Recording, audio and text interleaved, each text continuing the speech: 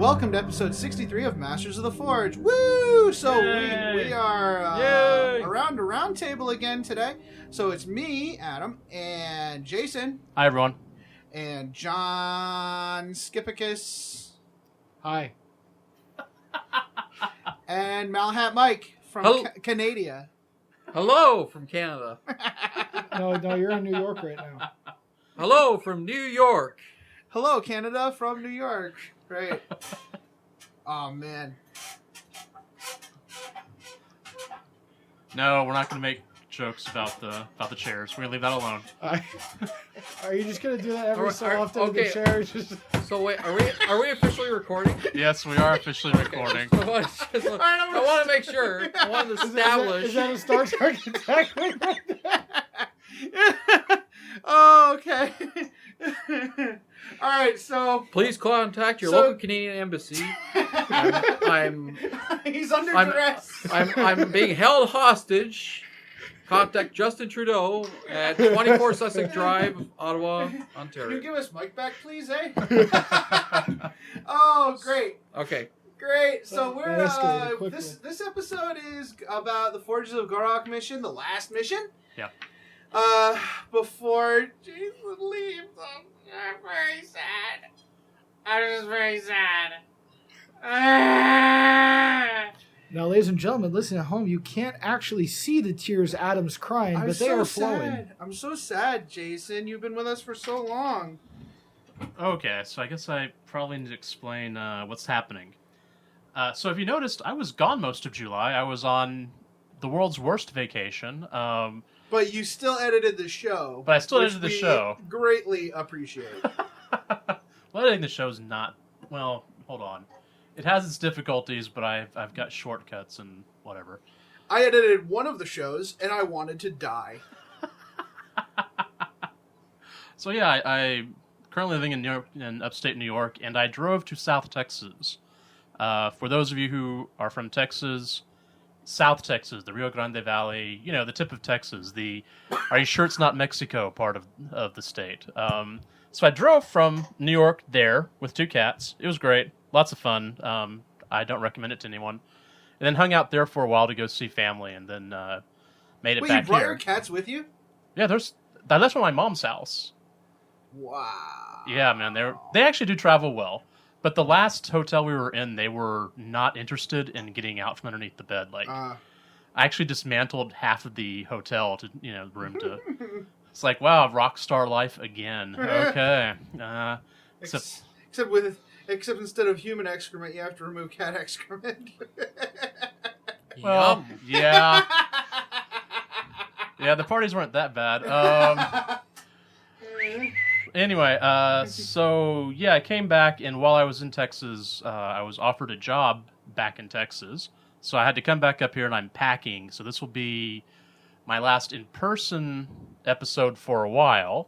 I will still be with the podcast. You're not getting rid of me at all, so deal with it. But there will be a couple of weeks where I won't be on the podcast, but I'll be back sometime in September after I've done rebuilding my studio and whatnot. Mm-hmm. So you think you might miss the next Beast Rises?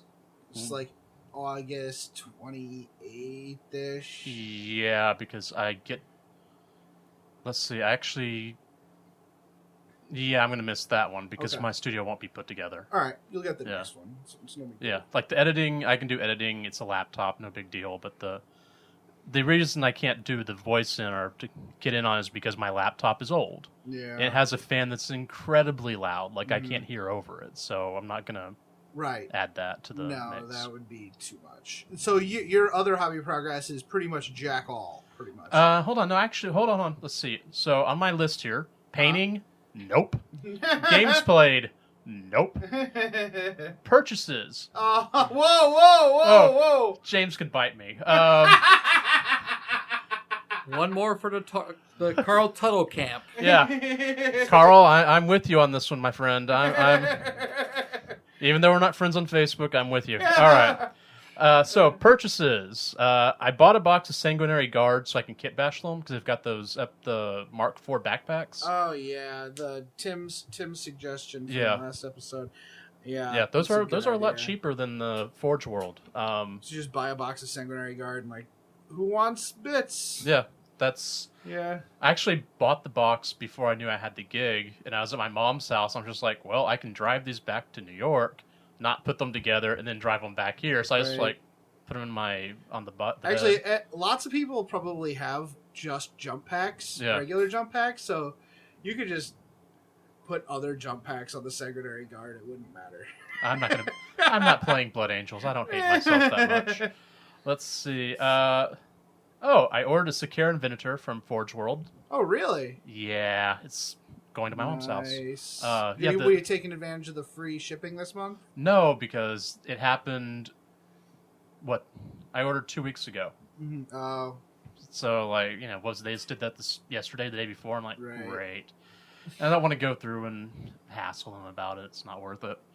Let's see. So I'm going to use those in my Blood Ravens list / Thousand Suns list. And what else did I order? Oh, I ordered the new Red Book because I needed to. All right. So I'm also going to count reading for hobby progress. I would say that counts. Yeah. So I finished reading Angels of Caliban from Gav. If you like Dark Angels, this is a really good book to read. I wished I'd been able to interview him. I was just kind of hitting my head against the table because I didn't get that interview. Well, we'll get it. He said he'd be on again, so. Ooh. So he'll come on for the neck for book 8, I think it was. He said. Yeah, he's book 8. Yeah. So that'll be cool. So I don't want to go too far into the book because I don't want to do spoilers. But there are new wings of the Dark Angels, such as the Dread Wing, the Iron Wing, and Fire Wing. He doesn't describe what Fire Wing does. Iron Wing is armor, but the Dread Wing. Have you all heard about these guys? I've heard something about the Dread Wing. Are these all heresy units? Yeah. The best way to describe the Dread Wing, in a legion full of bastards, they're the worst. They have no problem with phosphex, rad weapons. They don't care about civilian casualties. They don't care. If you're calling the Dread Wing, it all has to die, and it can be dead for 10,000 years, and they're good with that. That's their gig. Let's see. It's a little confusing how the Dreadwing is set up, though, because of, they're kind of dispersed throughout the Legion. You may have, one entire squadron that has one guy from the Dreadwing, and another squadron has another guy. But when you call Dreadwing, they all just kind of leave their squadrons and make new units, which could be interesting in gameplay for Forge World whenever they put that together. But that's interesting, and and that's the Deathwing and the Ravenwing sometimes are like that, but usually they combine with each other, and I would assume Firewing uses more traditional terminology, like war terminology. I bet they're like fire support. Probably. I wonder if they're like experts at maybe they have the Legion basilisks and stuff that. Maybe it didn't say. They mentioned the Firewing, and I quote, voted lieutenant of the Firewing. They discussed one guy who shows up for a little bit, but then they don't really go into what he does. What do they talk to him about? They just acknowledge that that's what his thing was. Oh, okay. I don't want to go too far into it because that does bounce some spoilers real quick. I think I can talk about the Dreadwing because enough people have talked about it online that, Yeah, you don't want to give a lot of spoilers about that Firewing. It's really going to burn some people. Don't kill him, Adam, please. All right, move on. Okay. And that's my hobby progress was, purchases and reading. And today's game. Today's game! Yay! We'll talk about it. But that's the subject of the episode, so we'll save that for later. Okay. John? You've been making robots. I did, but before I did that, I finally got a commission done for a local friend. One of our local guys here, Kendrick, a couple months ago asked me to work on some Iron Warriors for him. And I got 10 Tactical Marines, 2 Apothecaries, 2 Praetors, and the big guy, Primarch himself. Whatever his name. The guy with the hammer. He's standing on top of the Titan. Ferrus Manus? No, the other one. the one that is Perturabo. So I finally got that commission done, handed off to him yesterday. He seemed to really like it, and it looks great, John. Thank you. Really good. I love, if I were an Iron Warriors. Yeah. If I were an Iron Warriors fan, I would definitely buy the Forge World kits. Yeah. Just because you have those raised edges to help you. Like, that's why I'm thinking with my knights, how I have that custom, design for the shoulder pads. I'm thinking I might cut those out of Plasticard.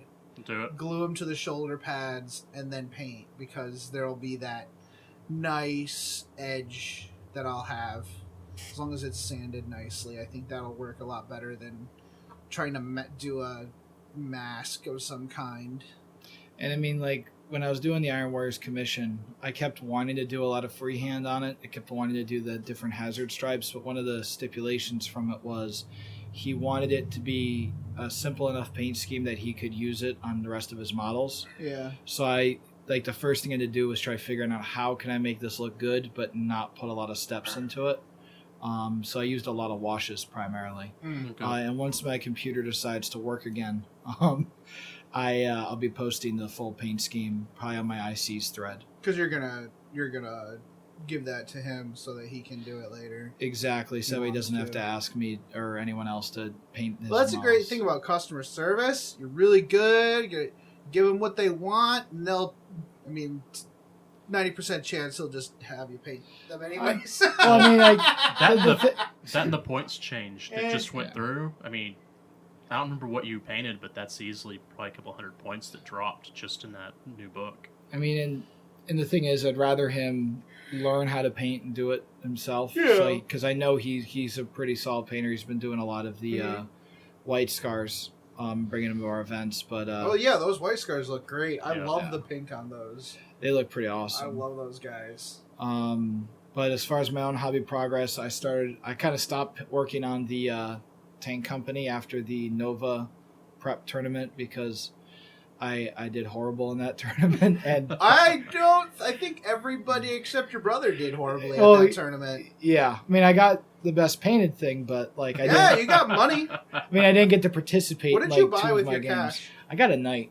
That's right. Yeah. And you're working on a knight army now, aren't you? Yep. And the thing is, it's going to have allied Space Wolves, but instead of actual Space Wolves, I'm taking the 40K Mechanica models and I'm converting them. So I'm taking the Castellan robots and converting them into my accounts as Thunderwolves. Which makes sense. I mean, they're unstoppable beasts. And I mean, if you in the old, it's old. One of the books I got at Adepticon, not last year, but the year before, Titanicus. It had all the Titans punching each other and fighting and whatnot, but on the ground were all the Skitarii regiments fighting, and that always really stuck with me. That these Titans, they're there, but they have to have support units, and I always kind of wanted to represent that, and I really saw that with the Castellan robots making them into the Space Wolves, Thunderwolves. Absolutely, what is it? There's at least one Mechanicus formation with knights in it. Yeah, they work hand in hand, and some of the books we've read, the Titans and the Mechanicus, they work together all the time. So it definitely works. Exactly, and I'm looking forward to painting them up. I'm going to do a Legio Metallica, so it matches the Reaver Titan I've painted already. Right. Wasn't your other knight Legio Metallica? House Raven, but they work with Legio Metallica in the all right, so they're very similar. Yeah, they all go together pretty well. Okay. Mike, what have you been working on? Well, this year painted a guard army. Yeah, I've been painting a guard army. I have not learned John's lesson, and I am also doing an armored battle group because for some reason at the beginning of the year I started with 5 Lehman Russes, and it was actually because of the formation that came out, and I forget which book now it was, but one of the recent campaign books. Yeah, the Cadia. You can actually get, listeners, if you want to run that, you can just get Codex Cadia. Yeah, the website. It's right on your iPad or e-reader. It's like $20-$30, and it just has all the formations from Sanctus Reach. Same thing with the Raven Guard. You can get. Yep. That's the Angels of Death book. What are the Tau one? The red dudes. Farsight. Farsight Enclaves. All of those are in there as separate codecs. So that's the cheap option. If you want to go the expensive and stupid option, you go buy yourself a Forge World book, the Imperial Armories Volume 1, 2nd edition, and inside there is an army list for an armored battalion, which is what I've actually built around because cool.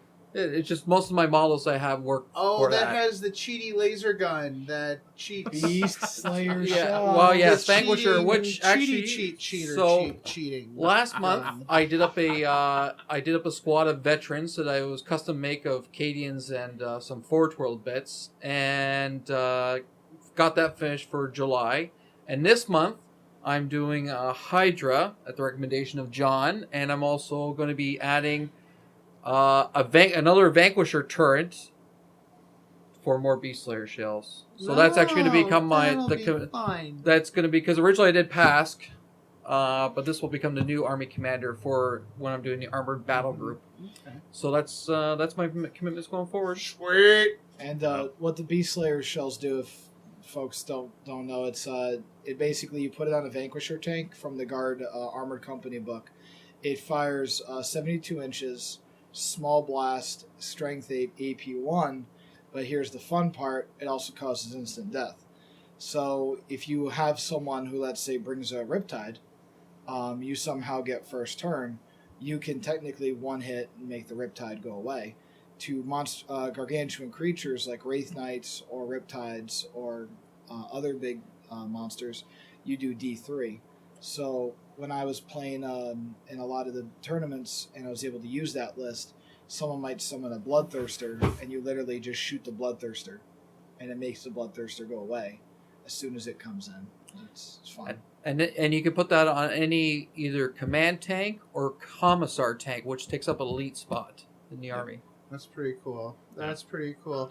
I should do a commissar tank for the Diggers. Yeah, I have that one commissar lady. Yeah. I have two Vanquishers. There you go. Do it up. Boom. Looks so good. Dumb. No, it is dumb. Okay, so what I've been working on is my Hero Quest board. Yeah. And I've been busting. I mean, I've just been so busy. I had house guests and the whole 9 yards, and we've been cleaning the house top to bottom. It is crazy. So I have like a day and a half or so to finish this, and you I can don't do have it. any. I did just get a Sharf. So I was painting the miniatures for Hero Quest, and I got to the point where I just couldn't use the brush I was using anymore. It was down to like 5 hairs. What I do is when they start to fray, I'll just cut the frayed piece off and keep painting with it. And it was like real bad. It had like 5 hairs left, and they were all pointing in different directions. So it was over. So I decided to bite the bullet. I asked Shoshi Bauer what brush she uses. She uses a Series 3000 Kalinsky Red Sable from Sharf, which I got one of those. It was $16 plus $4 shipping, so it was like $20 shipped. And so we'll see. I'm gonna finish painting. I'll probably finish painting the miniatures tonight, and I also have to paint the board and the doors. I have 14 doors. I need 6 more, which is. Have you built everything, or no? I need to build 6 more doors for it to be as done as I want it to be. Okay. So. I'm not sure if I can, because the problem is the filling and everything. It's a process. Each door frame has 2 doors because you have to glue. Oh. You have to glue one door to the other. So you're gonna have. So you have one on each total. side. So I actually need to build. Yeah, I need to pour 12 doors. So I'm using the what are they called? Hearst Arts molds. And we're using dental stone. We got a 50-pound box of dental stone. I think my friend actually ordered it through his dentist. I think so. We have a ton of it. So it'll be a surprise for Geekend. Yeah, I think I'll have the board painted. I'll have the miniatures painted. I'm just not sure I'll have all the doors finished. Yeah, which is fine. We'll still have the doors that came with the box. We'll just supplement with those if we have to. It'll still be a pretty cool surprise for everybody. Very cool. Yeah, it's fun. Right. I kind of really can't wait to get back at it with 40K. Before our tournament, our friendly tournament on the 27th of August. Mike, you're coming again? Absolutely. All right. Sweet. So I definitely want those 20 boys that I've been bringing, like the little metal guys. I want to get those painted. They're like second edition Shooter boys, and they look like something that came right out of a Ralph Bakshi film. Oh, okay. They're amazing, and I just want to paint those. I've got the 3 trucks painted. Those were awesome. I built like 2 trucks out of a 1 truck box plus my bits. You guys see the pictures of that on Facebook? Where you're building it in the pool? I assembled them in the pool. That was pretty nice. Pretty awesome. Well, you've got a new truck up there also. Yeah. Oh, yeah, that's right. Yeah. Thanks, Jason. Jason gave me a new Ghorok Campaign truck because he's leaving, and every time I look at it, I'll just feel sad. So it's red. It is red. It'll go faster. So the tears will flow faster. That's right.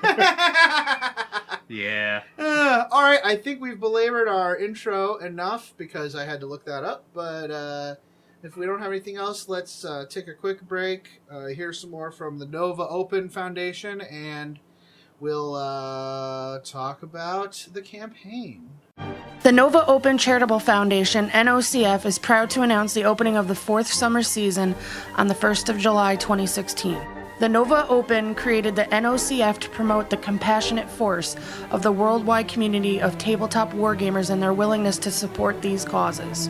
Since its inception, the NOCF worked with the miniature wargaming community to raise over $60,000 for charities such as Doctors Without Borders and the Breast Cancer Research Foundation.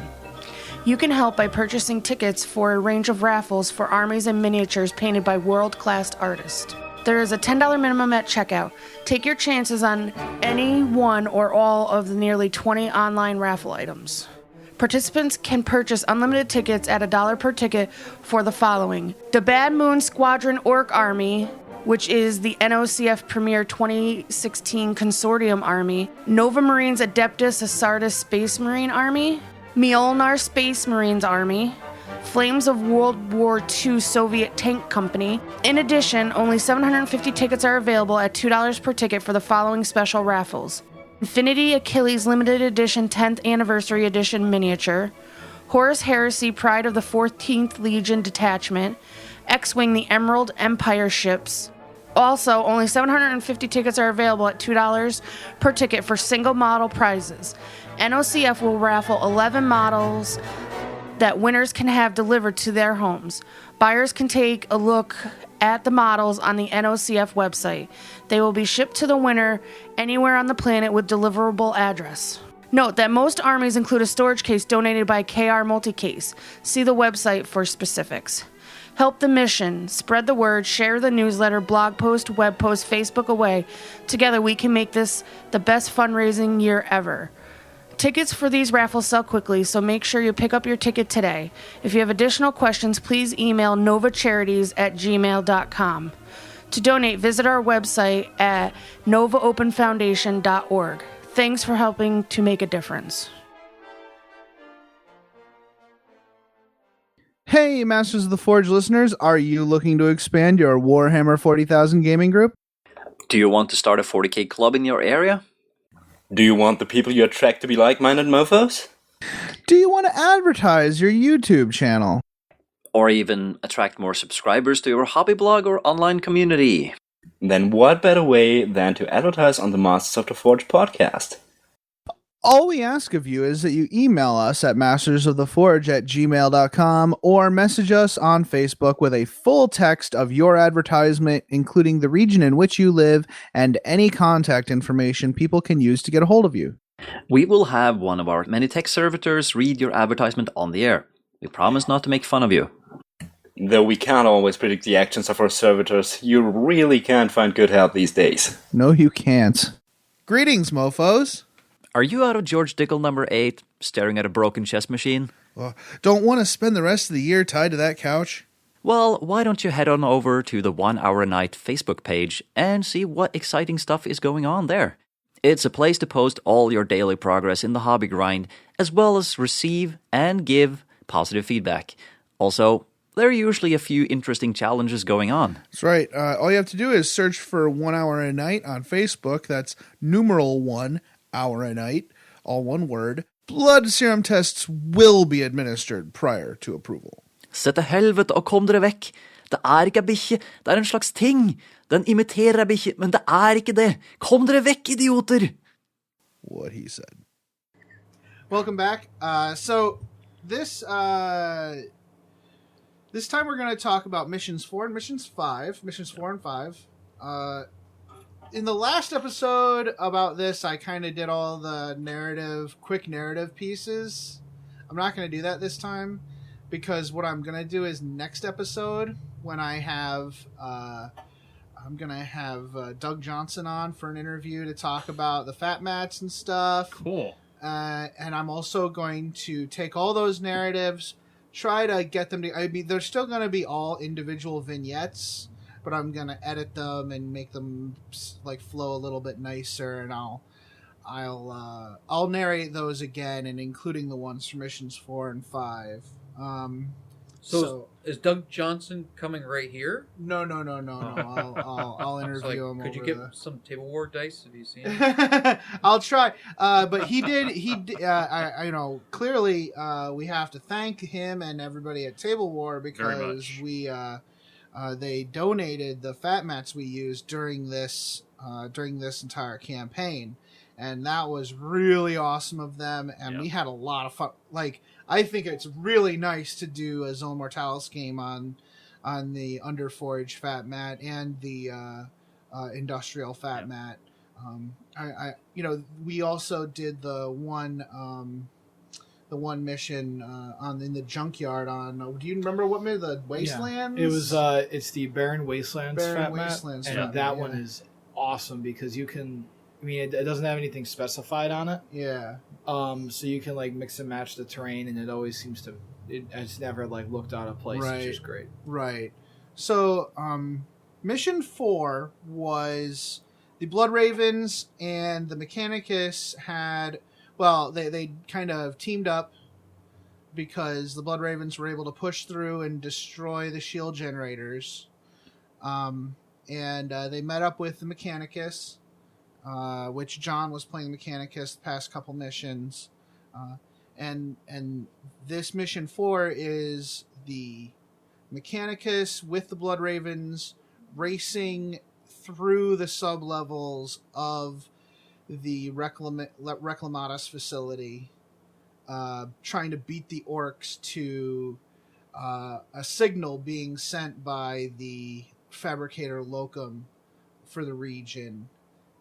In the lower sub-levels, which is the reason the Blood Ravens are here, because they're here to collect the Fabricator Locum and any STCs that have been trapped here because of the orc presence.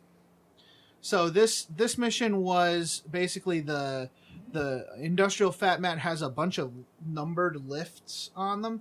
Now you could either call these lifts or you could call them like landing pads.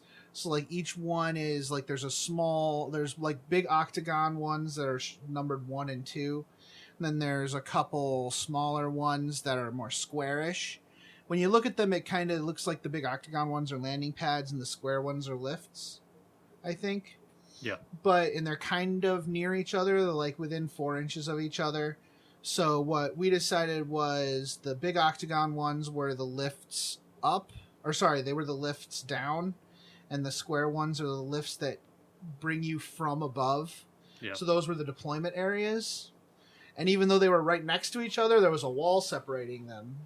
So it was actually a long way. Nice and efficient. Yeah, long way to get to either. And there's one on either side. So there's the square one on either side that was the deployment zone. And then the octagonal ones on either side was the destinations.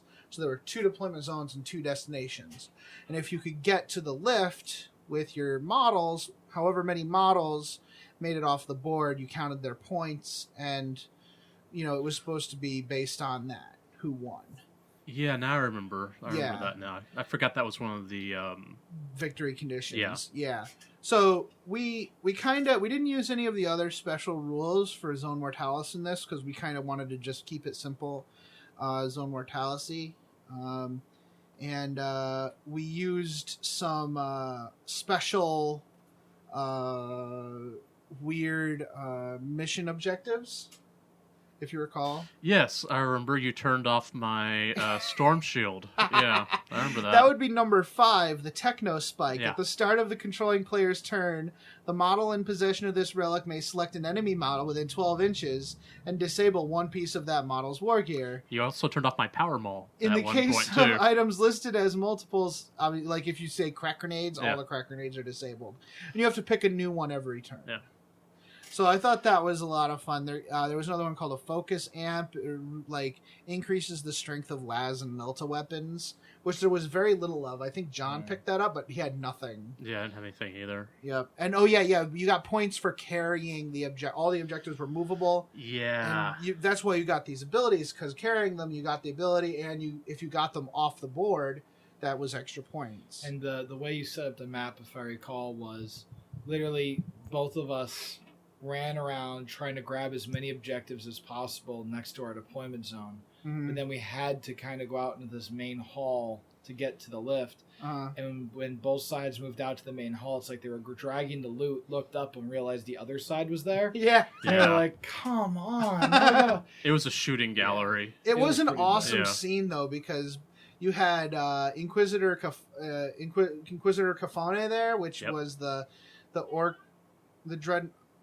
So yeah, that kind of choke point in the middle created a really cool narrative moment where the two dreadnoughts, we had the Inquisitor Cafone, who was at one point captured by orcs and now has come back to serve the Inquisition. What a show. Who wants nothing? He's been hanging out with the Blood Ravens because he wants nothing more than to just murder more orcs. And the Blood Ravens have been working in this area, which is infested with the same orcs. So he's returned to what was once Shatara, and is now Ghorok, to murder orcs. So it was him and it was a double heavy bolter dreadnought that a dreadnought. It was a dreadnought. Those two kind of stood beside each other and just like da. There's just a wall of like blood and gore as the orcs rushed your position, and they just like chummed orcs as they came in. It was amazing. What it really reminded me of is of those weird robot walker things from the third Matrix, when they were just firing firing into the hole, and like the robots would just like falling dead out of in a giant waterfall of dead robots. But I mean, what was so awesome is you had these two dreadnoughts just standing there, just pumping bullets down the hallway as the rest of the force just kind of walked behind them very very carefully and very quietly, gingerly, just like holding all the loot. Like, you guys got this, right? Like, you're good. Yup. Yeah. So that game was a lot of fun. We didn't get to finish it because it got to be a foregone conclusion what was going to happen. We weren't going to chase each other down the hallways, and you guys clearly left with more units than I did, so we decided to call it. We also had a lot of points on that table. I think like each of us brought 1,000, and then you had 2,000. No, and it was a small. I only had 500. I never went above 500. We did 1,500. Was it 15? Okay. 1,500. That was a lot for Zone Mortalis. That was a lot of points. 1,500 is a lot. I think 1,000 is the sweet spot, to be perfectly honest. Especially when we weren't even using the whole board. Yeah, we were doing 4x4. 4x4. Yeah. 1,500.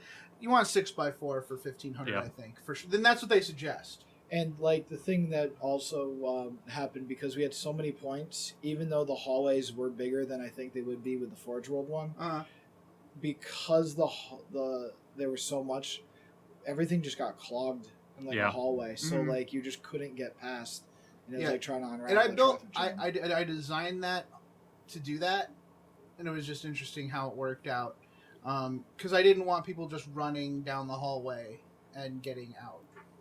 Wanted there to be some contact. And we lost, I know you lost a couple of units. I know we lost at least one or two to that morale check. Oh, the morale check. Yeah, that has been kind of one of the cruel things about Zone Mortalis is like if you fail a morale check and you run past a unit, it's gonna also make a morale check. And you know what? You had an assault squad die. That's what it was. You had an assault squad die because it couldn't get past your own models. And that's right. I'd forgotten about that. Yeah. Yeah, they killed themselves slamming themselves against their own friends. So mission 5 we played today, and Mike came in from Canada. Thank you, Mike, for driving so far to hang out with us this weekend. Mike isn't going to be paying for his pizza today. Nope. What? There's pizza? No. Yeah, there's pizza. There's always pizza. Well, it was obviously or I guess not obviously, but it was Jason's announcement that the reason I kind of rushed down here because he's not going to be here for the tournament on the 27th. No. So I had to at least come down and say goodbye. When we go to Japanese grill, he won't be paying for his meal, nor will his wife. Clearly, Jason. Well, we'll see about that. We'll find. Oh, okay, all right. And Adam's buying all the drinks there. It's recorded now. It just happened. Whoa! Shoot that, ladies and gentlemen. It's all on Adam. So you've heard right. No. Come down in August. So yeah, we're gonna go to Hibachi and have some awesome delicious steak and whatever the hell anybody wants. Anyways, we played the game today. We set up the board a little different. There's more than one pass through, so that's good. Yeah, we're learning. Well, the thing is, it doesn't have the same. It's different mission criteria, right? There is no negative to having multiple ways to get around. But we set it up so that it was 500 points of Mechanicus, 500 points of Blood Ravens, 500 points of Orcs, and I added 500 points of Necrons, air quotes. These represented the automatons? No. What are they? Servitors. Yeah.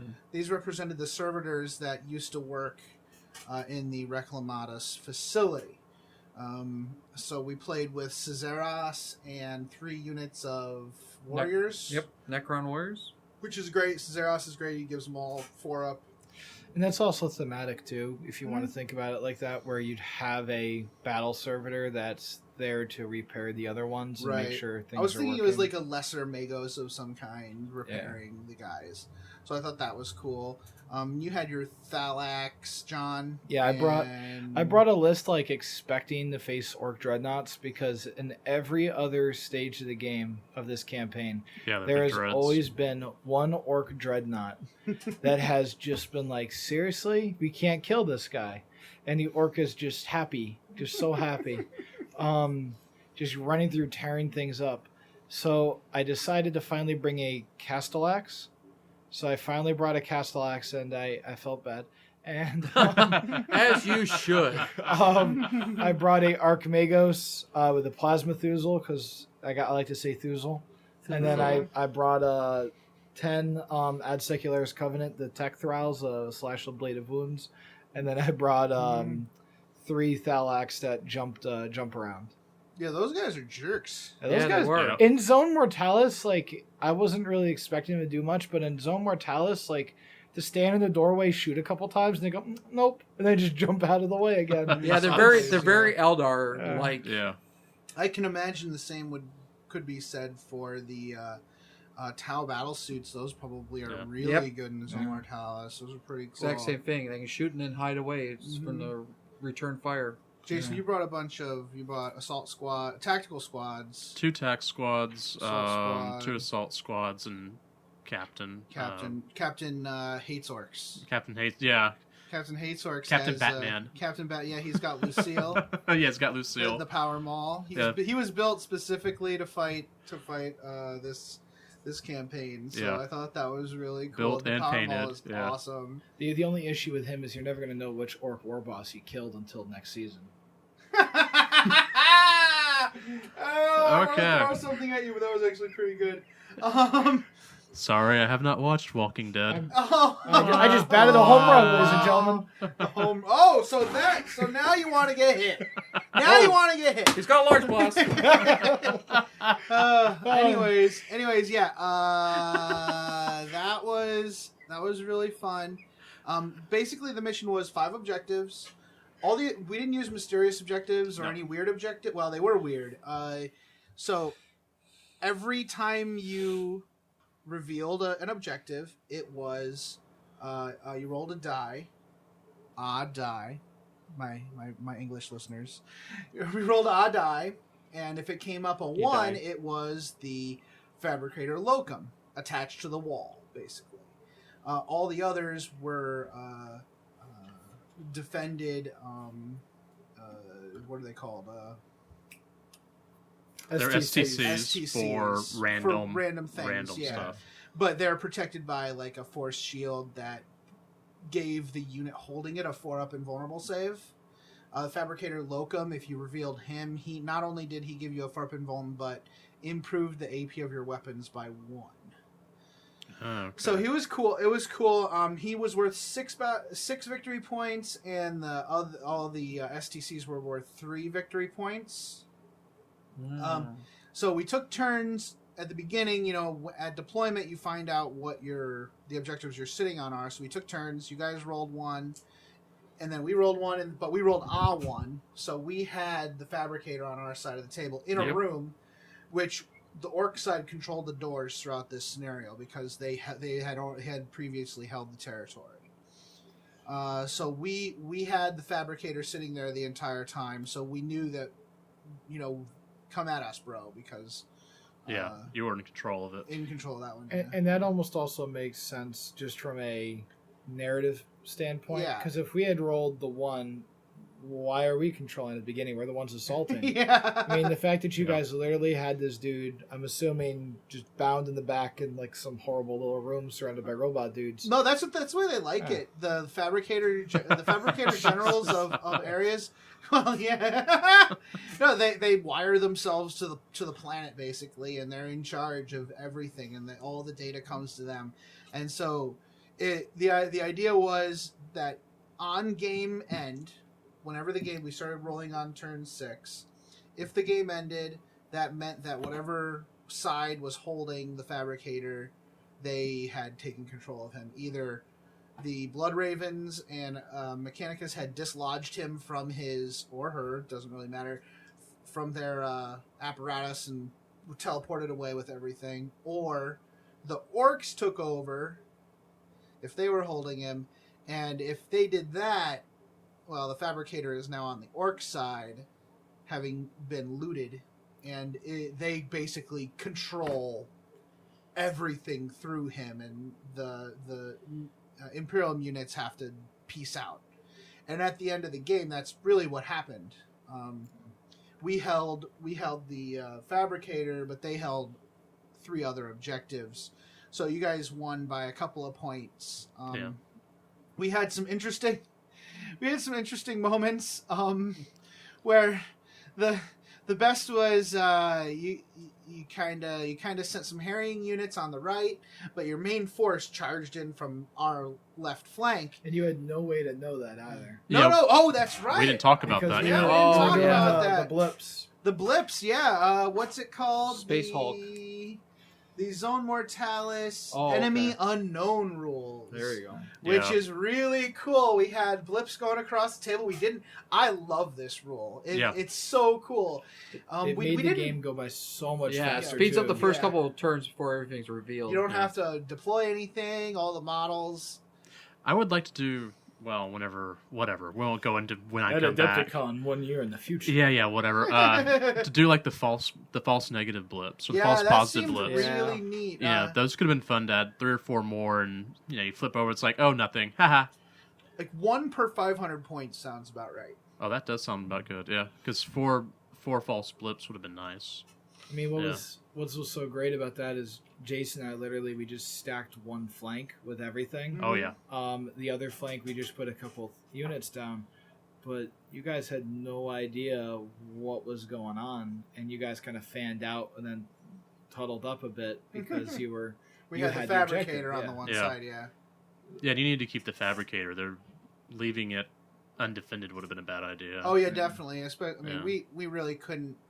With the 6+ armor save and all that, it's hard to actually wipe out giant. Like that one left flank, there was nothing we had that could have destroyed all of that.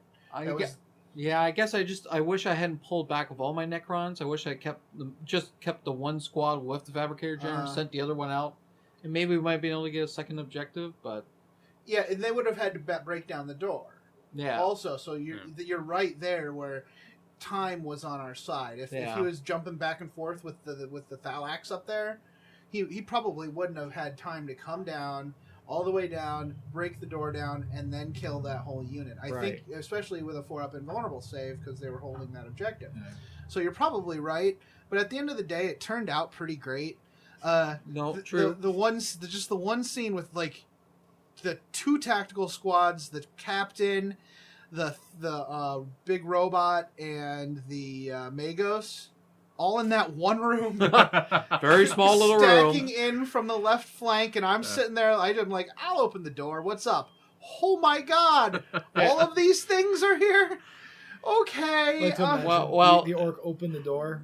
And I just quickly tried closing the door again. Like hitting the closed door button. Nope. Wow. Nope. Oh well. So I assaulted in with my Burnas and my Big Mech. My Big Mech, and we got the captain down to 1 wound, but that unit got annihilated. Well, why don't you tell them what happened when your Big Mech was locked into combat with all that? That's right. At one point, my Big Mech had 1 wound left, and it was sitting there in combat, and the mech boy from the Luda's unit was like, you know what? I just got a promotion, and closed the door. Sorry, Big Mech. See you later. That was so great. That was nice. That was really a well done narrative. So much for Big Mac Rust Bolt and future narratives. Still, I like to think he yelled, "Hold the door! Hold the door! Hold the door! Hold the door!" Okay.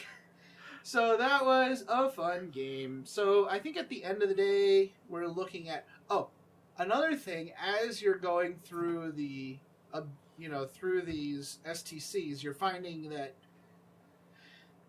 they're all for very mundane things. Like they're not worth any real military worth. They're more for better mousetrap. Day to day. What fabulous STCs did you walk away with? Really nice shade of blue, so I guess the Smurfs want it. A shade of blue. Hold on. In the orc's hands, that could have been deadly. Imagine how much luck that would have brought them. It's true. It was a shade of blue. It was an espresso machine. Yeah. Mousetrap? A better mousetrap. Nice. Yeah, there was something else. Yeah, I just came up with dumb stuff. And so when they go back up to their ship, there's going to be some conversations with the remaining Magos of the Manufactorum, because it's going to be the Blood Ravens have lost. I want to see your mechanical all painted blue now, though. The Blood Ravens have lost a great deal of lost material and Battle Brothers, all for what? They didn't get the Fabricator, and they didn't get, because once the orcs took over the Fabricator, the whole place turns against them. Like everything from gravity to the atmosphere to gun emplacements to like whatever like mouse droids that are around. Like nobody wants to deal with that, so they had to teleport it right out. I mean, the thing is, as a couple of those tech Magos from that planet, they're going to have to use some emergency repairs and some airlocks. and I'm certain there's going to be a malfunction. I see the Blood Ravens. What do you think the Blood Ravens would feel about? Like, there is still an ARC cruiser in orbit too, but once the orcs take over that Fabricator Locum, the planetary defenses are going to get a lot more concentrated, and you're going to have to book it out of there, because with somebody actually being able to control everything. Yeah. It's gonna be way worse than it was when the orcs were just controlling it. Well, for those of you who know, I run the Blood Ravens. They're going to be in possession of a lot of new mechanical units. It's going to be great. There'll be paint jobs. It'll be lovely. Lots of new paint jobs. Sounds like you got to buy a new army, Jace. Just not in that hideous blue paint. No more armies. That's not true. I still want to. I want to finish the Zone Mortalis set I'm putting together. But yeah, I'm not. The one you left here? Yeah, so I'll have to rebuild that. But I have a Zone Mortalis list that I'm putting together that's a Raven Guard list. Oh, a list? Yeah. Oh, okay, yeah. No. And thanks for leaving that Zone Mortalis board here. It's going to be nice. I mean, I'm going to bring it to the shop, but it's not going to be left there. It just needs it needs paint. I should have brought some of the hobby primer that I have. Okay. So I'll try and bring that tomorrow. Okay. Yeah, so. That's cool.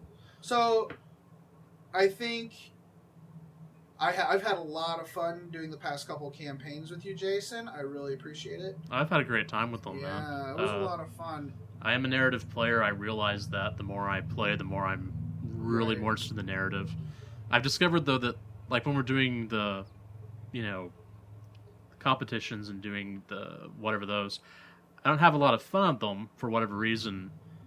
And I don't play a hard list, but if I come to a narrative game, I might bring a hard list, not just because I'm trying to be a dick, but because I really want that Necron espresso machine. I don't think you realize how much I want that Necron espresso machine.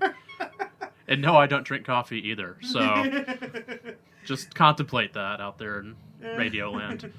That's fantastic. So I think, I don't know what the next step for my campaign is going to be, because I think I definitely want to include the Diggas more, because I think some of the characters in that are getting to be a little interesting with the Commissar. The Commissar. Commissar Holt. I remember her name. Oh yeah, that's right. It's got. Is that your middle name? That's my middle name. Yeah. Right, yeah. Okay. So no relation. Yeah. So it didn't even occur to me when I named her either. That was really funny. Well, 38, millennia into the future, maybe. Well, you never know. Check that genealogy.com. Oh, yeah. I'm sure Ancestry will have a field day with that. Someone's mowing orcs behind us, I think. Yeah. So I definitely want to do another one. I don't know who to ask in the store to do a campaign with me next. Ladies and gentlemen, John has his hands out John saying... has his hand up. Looking expectantly. I'm here. I'm waiting for the invite, Adam. Anytime now. Like I could continue the Wadril Teef storyline, or I could even say switch to the Knights when I have them painted, and not do another narrative campaign until the Knights are finished. I don't know whether I could find anybody who would be willing to do that, right? So I'd have to tell someone ahead of time, okay, I'm doing Knights for the next, campaign I'm doing. Try to, don't bring, only Melta, but, I know, there are a few, people, I think, in the store that would be interested in doing narrative. Right. And, I mean, as long as you're upfront first, your expectations, so it's not hey, I'm going to bring this list, and wow, look at all those Legion of Damn Melta guns. That's cool. Honestly, what that would be kind of difficult, though. I'm trying to think. That is a difficult list to run against. The Red Wog, I think was that the one I've been reading recently. Has a lot of Knights action happening at the beginning of it, right? So might be able to borrow some of those. Yeah, and that's also orcs, right? So that might be fun. Astra Militarum. Yeah, that's so where you got that. You have those forces. You could do something like that. Yeah, that's I where could also Transis do comes from. instead of having one person help me with it, do something where maybe the WOG is spreading out across the sector, and just one game per planet, basically. Yeah. Just do one quick game per planet with all different people, and I could do it that way where the enemy is someone different every time. Isn't that something that you did before? The campaign before this one, it was one world, but I got Phil to do the Imperial Guard. I got Jason to do the Blood Ravens, that kind of thing, and I think that kind of works pretty nicely. Pikeshi 4, yeah. Well, what I was going to say was I remember before the Pikeshi campaign Zorn 4. you were doing not Zorn 4, the map one, but I remember back before I left originally, you were running a narrative campaign with Wog Tuska, but you were doing it based on one-off games. So we'd go up to a tournament. You'd take pictures, write down the games, and go, okay, this is what happened. Then you create the narrative from that. Yeah, I do that too. I think that's kind of ongoing. My what are they called? The Space Marines. What are they called? Flesh Tearers? No. The purple ones. Oh, Eagle Warriors. Wait. Star Eagles. Thank you. That was what I did with the Star Eagles, like going around and like, okay, this is kind of what's happening. And then the orcs with Adepticon. At Adepticon a couple years ago when Space Marines started to get really good, I was like, I lost all of my games against the Ultramarines. Oh yeah, okay, I've been losing all these games. All right, so this is going to represent, Tuska's failed, Drill Thief's failed push into Ultima Segmentum. That kind That's of thing. That's a good idea. Definitely do. Even if your games aren't a narrative bent, you can actually attune it to your force's narrative, and I think that's a lot of fun. Well, guys, thanks for participating in the Forges of Ghorok campaign. Mike, thanks for coming down, having fun with us. Well, thank you for inviting me. I mean, that's just my first, one of the first opportunities to do something this, I guess, big. Right. Even though it's a small game, but you know what I mean. Yeah, no, you get to be involved, and I would love to, if you come up for a tournament or something, we should have a narrative game too, maybe the night before, or something like that. Yeah, that'd be fun. We should definitely try to plan that the next time you come up. Yeah, absolutely. Like I'm kind of like Jason. Like I enjoy the tournaments because of the camaraderie and seeing the guys down here because you have a really great group. See different armies. Play exactly. Armies. But and at my heart, I think I'm more of a narrative player. Yeah, I'm not very competitive. I think you get a lot of that with our listeners and stuff too. So, great, awesome. I think that's a good point to cut it off. We're gonna take a break. When we come back, we're going to actually have an interview. Well, it's more of a jam session, really. It's a narrative jam session with Snorre, our buddy Drew, and myself about his upcoming campaign that he wants to run in his home with some terrain that he built with a special narrative. And that was a lot of fun to talk about. There might be some sound quality issues in that one, but I think the conversation is definitely worth listening to. So stick around after that. We'll close out the show. Transmission incoming from the Adeptus Terra podcast. A new monthly UK-based 40K podcast has come into the universe, based around the hobby as a whole and the rich background of the 41st millennium. If you're looking for a fun, chilled-out podcast focusing on the fluff of the 41st millennium with tricks and tips on taking part in the hobby, then why not give us a listen? You can find us on iTunes and Facebook as the Adeptus Terra podcast. You never know, you might just like it. Message ends. This is Gav Thorpe, and you're listening to the Masters of the Forge, where the world of 40K comes to life on your tabletop. All right, thanks and welcome back. Right now I have with me Snorre. Hi, Snorre. Hello. And I also have Drew. Hi, Drew. Hi there. Excellent. So, Drew contacted us a little while ago to discuss the possibility of collaborating on a campaign that he's working on to kind of tie into some terrain and to life events and stuff. So I want to kind of start off the discussion on kind of the genesis of the model that is kind of the centerpiece of this campaign idea. When did you start that? Oh, I'm about 3 weeks into my house that I'm building, and the way this all started was the original idea was, you know how everybody wants to kind of insert themselves into their Warhammer thing, whether they make a model to represent themselves or they try writing a short story or something like that. Well, I tried writing a short story a while ago, and it turned out that I'm not really cut out for that kind of a thing. Uh-huh. So instead what I did was I had finished my last Space Marine project and decided, you know what, let's just do it already. And I went down and I bought some balsa wood, and I was just kind of screwing around with it. And I ended up making this little shed with like a shingle roof and everything. And then after I did it, I figured, well, I mean, the concepts kind of carry over. So I ended up like drawing out a floor plan, And it's totally gotten out of hand by now. Yeah, let's see, 3-story house, double garage, total frat party, Space Marine man cave. What's there not in this room? Oh yeah, even secret entrances. Mm-hmm. Yep. Those are probably going to go in later. So yeah, there are several points of interest on that model that really could be used for a lot of narrative purposes. The secret entrance or exit is certainly one of them. Is the house in reference to anything, like the layout, or did you just decide you wanted to build a house from scratch? Originally, my idea was that I was going to make a house that was built that kind of models the house that I live in now. Which this has far exceeded that. I realized that I couldn't do things like hallways or putting in like furnitures or countertops or stuff like that, because as much as that would add to the realism, it would detract too much from the mechanics of playing with it. Mm-hmm.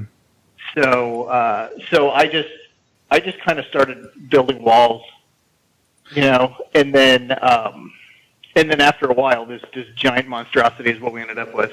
Nice. And hey, any way to get the wife to agree to adding a deck or adding a spare room, right? Show it to her on the model. Well, I've always wanted a secret entrance. Oh, well, yeah, duh. I mean, and so now I can have that.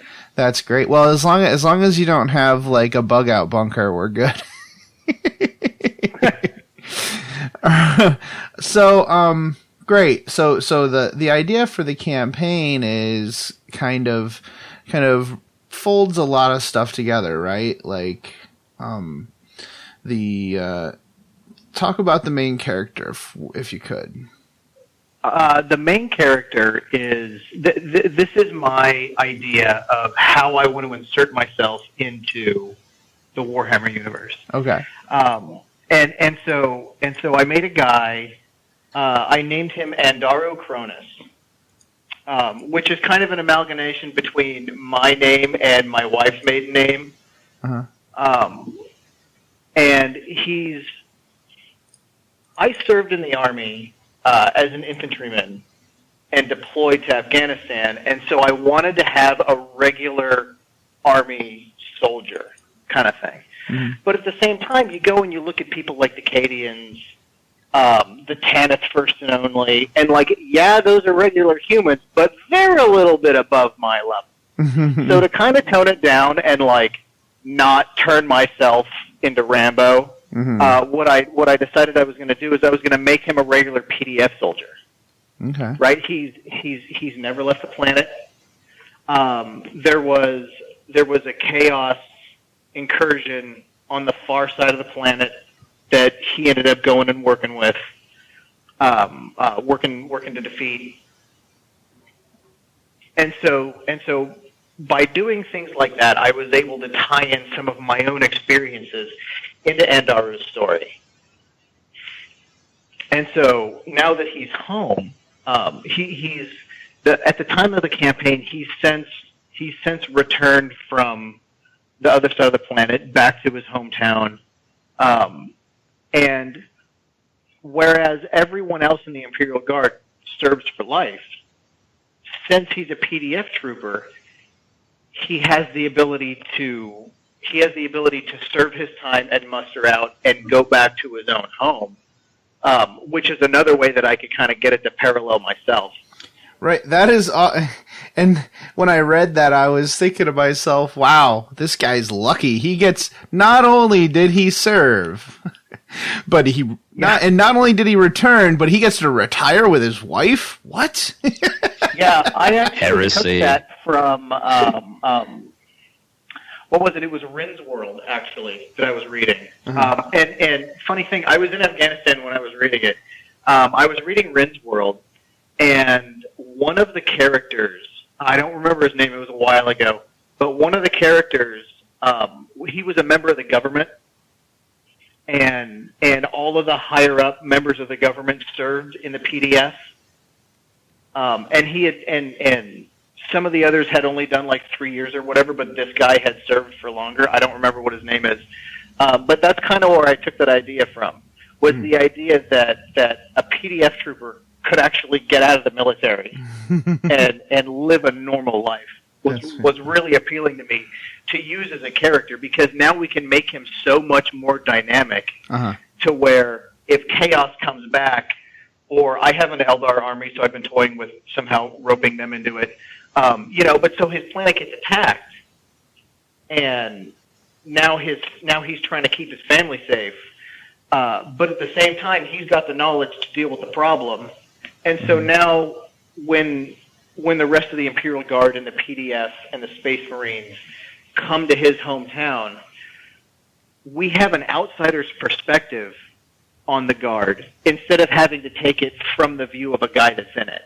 And I always thought that was a really interesting and new way to kind of look at the issue. Great. To look at warfare from a civilian's point of view. No, I love that. And that's kind of, I haven't kept it a secret, that's one of my favorite things in the Black Library novels, when we get to see that common citizen's portrayal or their perspective.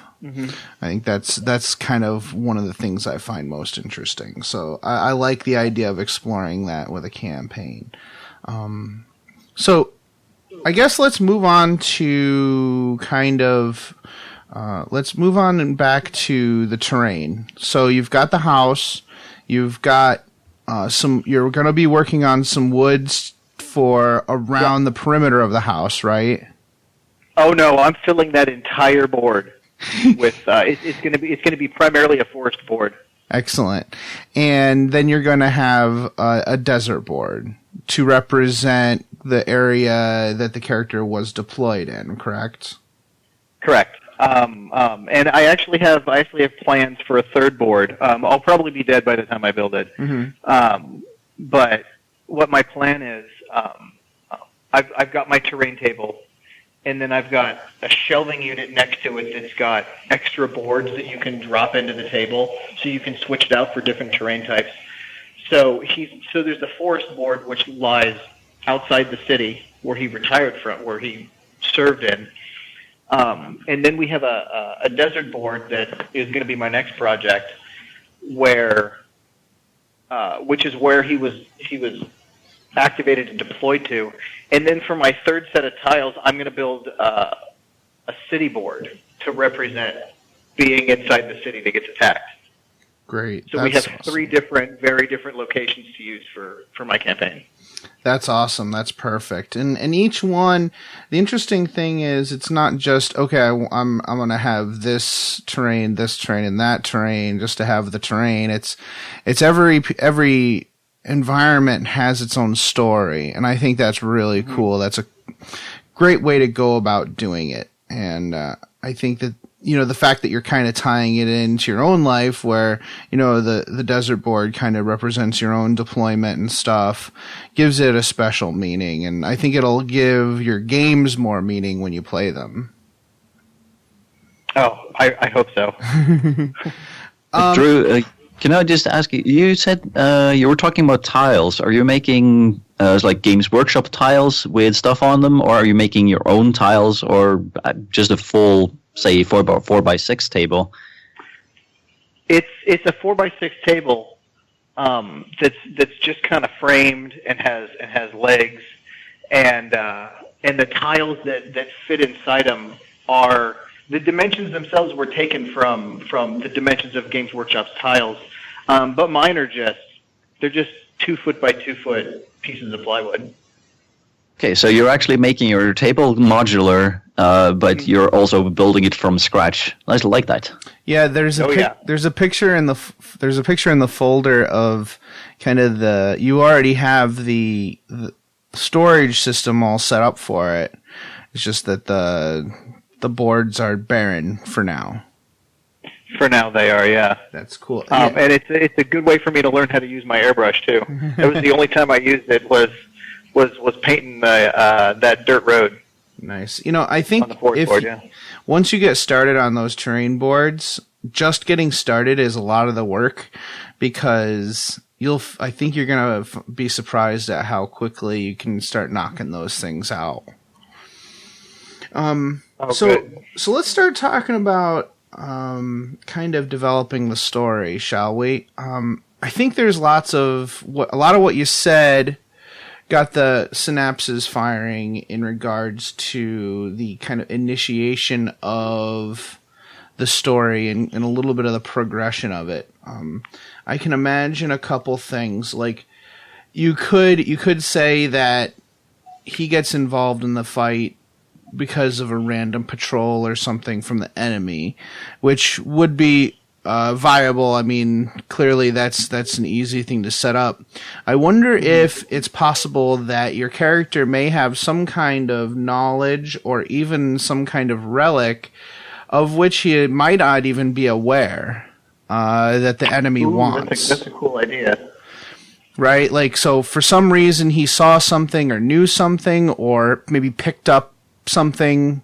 He didn't go to those don't touch Xenos technology classes that the regular Imperial Guard go through. He's just a PDF guy, so he's like, oh, look at this trinket, I'll bring this home with me. It doesn't have an Eldar soul inside it.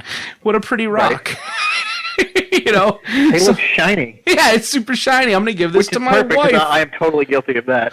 Ooh, he did give it to his wife, and she's possessed by some kind of demon or some kind of like Eldar spirit or something like that, and he has to try and find a way to save her or purge the spirit from her body or something like that. Ooh, I like that. I was trying to find a reason for her character to need to work with the Eldar. Oh yeah, that would be perfect. Then that's a great idea. Perhaps you found a soul stone on the ground and he brought it home, gave it as like a big like a wedding gift, like as part of the wedding ring, and it slowly took over her soul until the Eldar attacked. Oh, I like it. I like it a lot. Because Cool. the Eldar army was built for her specifically. Cool. That's great. All right, so that's kind of coming together, and I think maybe the first game definitely want to use your house board for sure, as the enemy forces come in and try to, try to get what you took. Now it could still be chaos because they might have had the stone for a reason, or it could just be the Eldar. You never know. Right. It depends on which one of your friends or who's available for that game, I guess. Or however you want to weave the story. Maybe that first game, since you're going to have the dense woods and stuff, maybe use the kill zone or kill team rules. Very, very small kind of game to get used to the board and stuff. Especially and that really dense terrain. Yeah. Yeah, that makes a lot of sense. The 4th edition kill team rules were always some of my favorite to use. Mm-hmm. With the brute squads and that whole thing. Oh, I used to love playing that. That's my favorite. Then you should do that because if they're your favorite rules, there's no reason not to use them. I'm sure you can find them, or you might already still have them. Oh, I still have a copy of that codex or that rulebook. Cool, that's awesome. And then you can kind of move on. You can build the story from there, right? So obviously you're going to have to create tension. He and his wife are separated, at least if she isn't separated there, at least like somewhere between that first game and the next one. And you can I would say the city represents like a nearby city that's under full scale attack. Is that true? It very well could be. He was his PDF unit was based out of the most populated city on the planet, as most of them are. Okay. Yeah. And so when he got out, he went not far outside the city and built a house. All right, great. So that's perfect. So the nearby city could be the kind of the in-between chapter of the campaign. You can have several city fight scenarios. I love the city fight rules, both the old ones and the new ones. Either one is fine. Do you have Cities of Death? The old one? Ooh, I think I do. Even if you don't... Yeah, I do. I have the second one. I didn't get City Fight, but I got Cities of Death.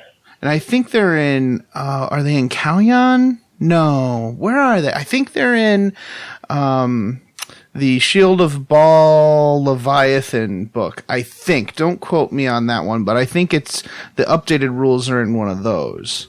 So you could set up some city fight scenarios where he kind of eventually meets up with his old with maybe the new people under command of his old unit.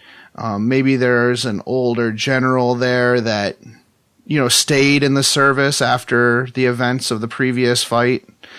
That's a cool idea.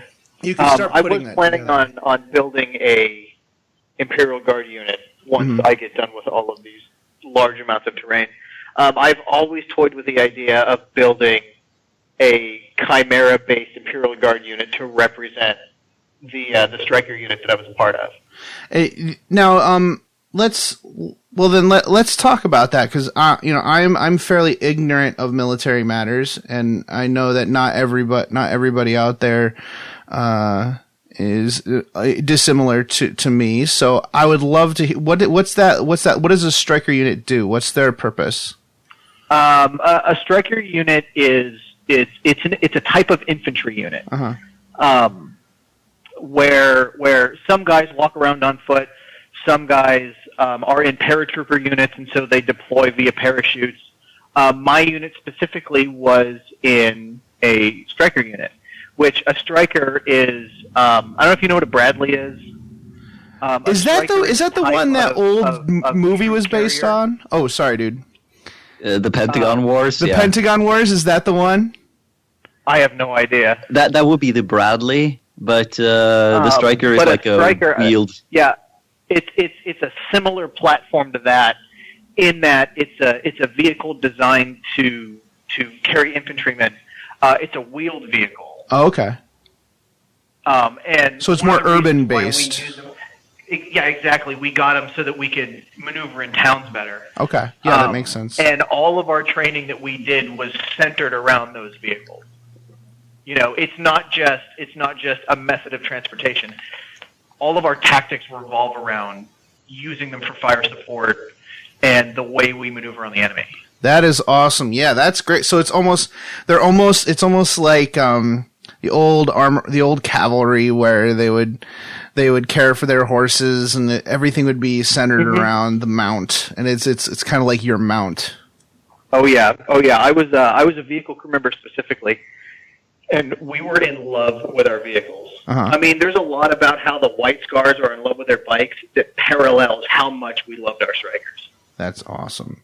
You got to treat her right? She'll take you home every time, right? Yeah. Like Firefly. All right, well that's freaking awesome, and there's lots of modeling opportunities too, Drew. Right? Like I know that there are wheeled upgrade kits for the Chimera and also the Torox. I think for your purposes, I think Chimera does make more sense, right? It does. Yeah. Okay, Chimera is not exactly the same shape as a Striker, but it's close enough that if you put wheels on a Chimera, it's actually reasonably similar. Cool. I've seen some of those wheeled kits, and some of them are pretty good. They're pretty similar. Yeah, I think that would be awesome. You put a bunch of like storage packs and crates and stuff all over them, and you're starting to cook with gas at that point. Yeah. So that's awesome. So that's kind of, I mean, without going into too much detail, that part of the story can slowly start to unfold there, and some information can be gleaned from doing those missions and finding out where they need to go next. And obviously the next stage is to go back to the scene of the crime, as it were, where the crystal, or where the gemstone was found, or where clearly the enemy is probably going to be heatedly looking for other artifacts and other information, and I think that's where the campaign can really escalate into something more of a standard 40K campaign if you wanted to. I like that. And this really gives us an opportunity to use all 3 terrain boards in 3 very different purposes. Oh, absolutely. What I was originally planning on doing is putting some amphibian-based style research facility on the desert board. Mm. And so this will enable us to use city fight terrain on the city board and to do some really nice outdoor style heavily forested combat on the board that we currently have. And then I could even do something so far as to go into Zone Mortalis for parts of the desert board. Absolutely. That would be fun. Bust out that Zone Mortalis rule set. Oh, clearly, because if there's some kind of, not just you could have the facility, you could also, hey, if you wanted to get into D&D, you could do some D&D dungeons for whatever lies beneath the sands. Oh, that'd be cool. If you want to go crazy and pretty in depth into this, yeah, I think this can get out of hand. Adam, yeah, is this the point where I'm supposed to ruin Drew's financial futures by mentioning that Secret Weapon Miniatures is doing a Kickstarter for dungeon tiles? Yes, they are. Oh no, because that's what I need. But yeah, I think eventually, whatever the case, well, first of all, you can. Having said that about the research facility, I think it'll be clear that whatever has come to Assault was probably clued into the fact that there's still stuff there because the researchers disturbed something they probably should not have. Yeah. And I think that helps if you want to bring a friend in who might play a weird army that is not currently represented in the storyline you're talking about. So if somebody has Necrons, if somebody has just some weird tangential army, maybe you can bring them into it at that point. And I would say if you do anything at the end, for some reason, you have to find a reason to go back to the beginning, make it go full circle, and have the final battle probably should be at home for whatever reason. Perhaps the Eldar warlord, the female Eldar, for some reason feels compelled to return there, and I'm not sure. It would be an idea that might have to develop throughout the campaign, but I think you should consider that possibility. I think we might be able to make that work. Yeah. Actually, yeah. Especially if I want to bring in some Space Marines. Right? So Space Marines is what I'm currently working on right now, so step one could be could take place at the house itself, mm-hmm. where the Space Marines have to extract my guy, mm-hmm. And get him away from the Eldar who have come to snatch him up in the middle of the night. Right. Yeah. And then we could find a reason to bring him back. Absolutely. Yeah, you should definitely, I think getting him kind of as someone who can give information, as an objective for the first game, and then as more of a kind of a actual, maybe informational or battle role in the city with the Imperial Guard Regiment and the Space Marines. I think, mm-hmm. You can hammer out the details as you go, but I definitely would be interested in continuing to hear about this and hearing how it develops, and we definitely would love to help, even down to the minutiae of details of the missions and stuff. We have no problem doing that. You guys have been a big help so far. Cool, I'm glad. One of the things I definitely recommend is trying the use of, we have a special rule that we've been using in some of our scenarios that actually involve named characters in the books like Yarick, and that's Grand Destiny. So basically the idea is any named character who's important to the story is basically like a Saint Celestine, where they go down, but they kind of come back throughout the story if it makes sense for the story. Right. Sometimes it's not like, sometimes the destiny works itself out that they are casualties until the end of the game, but they return the next game. Or sometimes they their importance is so vital that they get a chance to do a Saint Celestine maneuver and come back once with like a wound left. Try things like that, because, casualties, casualties are not necessarily dead. Right. So it's important to remember that's a cool idea. So if I can just come up, started thinking a little bit about the whole going full circle, and I was thinking if you turn around the story or like where you put the different missions, I would say if you can start out with small game in the desert, the end of it is that main character finds this soul stone. This triggers invasion, so you move on to the city.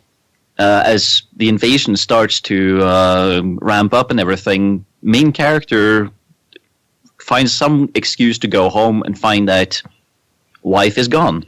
And more fighting around the home because either the remnants or of the army or not army, but the people who kidnapped the wife, they are still there. Mm-hmm. You fight them off, and you end up going full circle back to the desert again to discover why you found the soulstone there. It might be some kind of an old burial site of multiple stones or something, and the Eldar are suddenly there to secure it so that Chaos doesn't get their hands on it or something like that. Yeah, that's pretty cool. Oh, that's a neat idea. Because I mean, if you want to start with how he finds it to begin with, that's reason enough to put the guard on the table and get some prologue action going on. Yeah, exactly. Yeah, no, that's a really good idea, Snorri. And then you have, All right, thanks everyone for listening. Next week will be more Forges of Ghorok action. We'll have the interview with War Boss Doug, and we will have the narrative vignettes narrated by myself, which I will edit so that Jason can take at least a couple weeks off. Actually, it'll be literally 2 weeks because we're one episode in the spank bank, as it were, and you'll have one episode where I'm editing. So you'll have a couple weeks off from the show, and I will have 1 week off as I go to Geekend and drink so much. Just make sure your liver's in one piece when you get back. So if anyone's wondering about donating a kidney. So good. And on the 27th, we have our tournament, which is just a full-on... I might actually try to do the theme that I'm thinking of for the GT, for the Golden Sprue Cup GT. Can I give it a test run? Give it a little bit of a test run. What I'm thinking about doing is some play on words of A Song of Ice and Fire, and do a Game of Thrones theme for the GT for the friendly tournament. And like the first person in the friendly portion of the tournament to roll a 2-up rerollable save. I have a bell. And we're going to make him take off his shirt and walk around the store ringing the bell. Shame! Clang, clang, shame! Clang, clang. How great would that be? We'll have to brainstorm some other ideas. That escalated real quick. It depends on who gets this, because a mission where you have to a Zone Mortalis mission where you have to hold the door closed. Oh boy! Oh man, there's so many possibilities. Oh boy! But that'll be for the friendly portion. As we discussed in the last episode, we're gonna have a GT coming up in January, and the first half will be everybody gets their placing in the first day, and the second day will be an 8-person single elimination, while everybody else plays in a 40K friendly tournament. So I think that'll be a hell of a lot of fun and well worth the money. And we're gonna try to get like food. Everybody gets fed for lunch and all that. Cool. Like we've already sat down, started trying to plan out things. Yeah, and trying to get it all set up very, very early, so it's not going to be the mad dash that we all know it's going to be at the very end. As is, I think, the story of every event ever. Yeah, I'm definitely going to have to get down there and look at the space after, like immediately after Geekend. I think that's when it has to start. Yeah. And hopefully after Geekend, I can start putting together nights after I finish that squad of 20 boys. So, All right, guys. Well, I guess that's it. Jason, thank you so much. We'll look forward to recording the next episode with you in September. Yeah. But until then, play the game the way you want to. There we go. Say goodbye. Bye. Nailed it. There we go. That's what I was waiting for. Keep your stick on the ice. Now, what you're gonna want to do? I'm going to predict what's going to happen here. The team that is able to get the puck in the net the most is the one who's going to win. Yeah. Is that Don Cherry? No, John Madden. John Madden will be like, hey, in order to catch the football, someone's going to throw it first. Thank you, John Madden. Now, if he's going to want to score the points, he's got to go get a touchdown. Thank you, John Madden. Your words of wisdom truly amazing, man. Thank you. Brain damage has not affected you in the least. I won't insult the listeners with my Don Cherry impersonation. And on that. No, that's pretty good.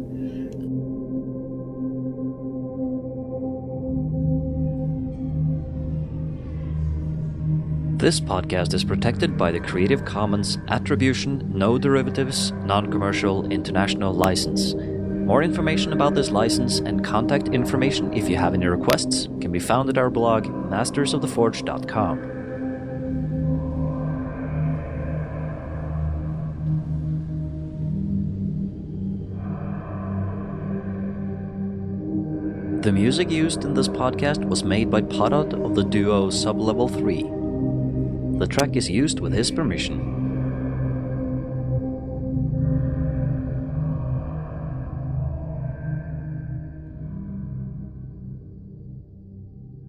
It's such a good feeling to play games your way. It's such a happy feeling 40K'ing away. And when you throw dice with story in mind, it's such a wonderful way to unwind. It's a good feeling, a very good feeling, the feeling you know that we'll be back when the fortnight's new, and we'll have new ideas for you, and you'll have things you'll want to talk about. We will too.